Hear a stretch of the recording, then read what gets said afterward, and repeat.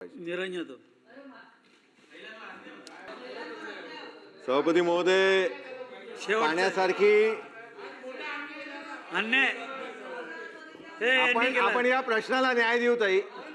मंत्री महोदयाने अन्याय केला महिलांवर. सभापती महोदय, पाण्यासारखी एक मूलभूत गरज नागरिकांच्या दैनंदिन जीवनाशी, आरोग्याशी, आर्थिक खर्चाशी आणि शहराच्या विकासाच्या टिकाऊपणाशी जोडलेला आहे.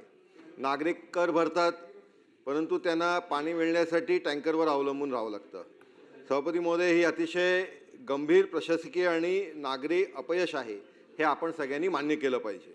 या परिस्थितीत उपलब्ध पाण्याचा प्रत्येक थेंब हा आणि खर्च झालेला प्रत्येक रुपया याचा हिशोब खरं तर नागरिकांना भेटण्याच्या दृष्टिकोनाने प्रशासनाने काम केलं पाहिजे.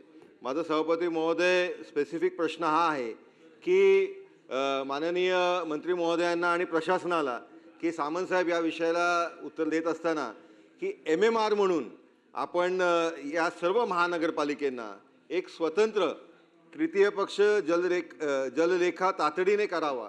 म्हणजे आपलं वॉटर ऑडिट करण्याच्या संदर्भातलं, त्याचबरोबर टँकरची जी व्यवस्था आहे त्याची परीक्षण आपण करावी. कारण किती टँकर्स महानगरपालिकेचे अधिकृत आहेत. सभापती महोदय, अनेक महानगरपालिकेमध्ये माननीय राजन सिंग साहेबांनी त्यांच्या प्रश्नामध्ये मगाशी विचारलं की अनधिकृत टँकर किती आणि अधिकृत टँकर किती हेच माहीत नाही. त्याच्यामुळे अधिकृत टँकर्सची यादी आपण जाहीर करणार का? बिनमहसुली पाणी आणि जलगलतीच्या संदर्भातलं ज्या ज्या ठिकाणी पाणी लिकेज आहे त्याच्या संदर्भात आपण काय कारवाई करणार? सभापती महोदय, बारवी डॅमच्या वॉटर कनेक्शनला अनेक ठिकाणी वॉटर जे मेन पाईप आहे त्याला अनेक ठिकाणी मगाशी माननीय मंत्री महोदयांनी उत्तर दिलं की भोकं पाडले.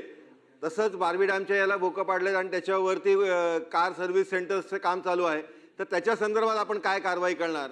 हा माझा दुसरा सभापती महोदय प्रश्न आहे.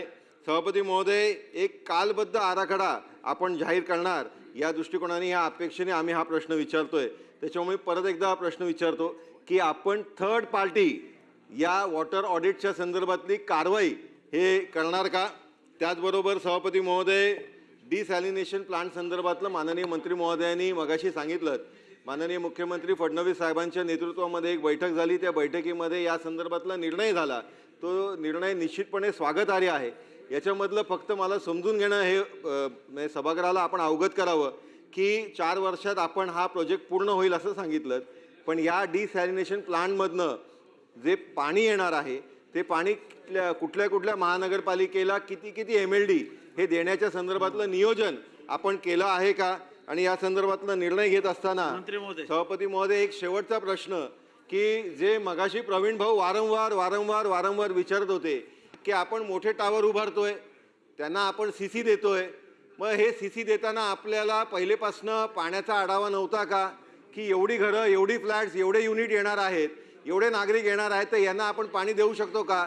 तर अशा परिस्थितीमध्ये नवीन कुठलाही प्रोजेक्ट जर आज महानगरपालिकेमध्ये कुठल्याही MMR मध्ये होणार असेल तर पाण्याचा आपल्याला या संदर्भात लक्षवेधीमध्येच राजन सिंग यांनी म्हटलेलं आहे की 4665 दशलक्ष लिटर हे पाण्याची मागणी आहे.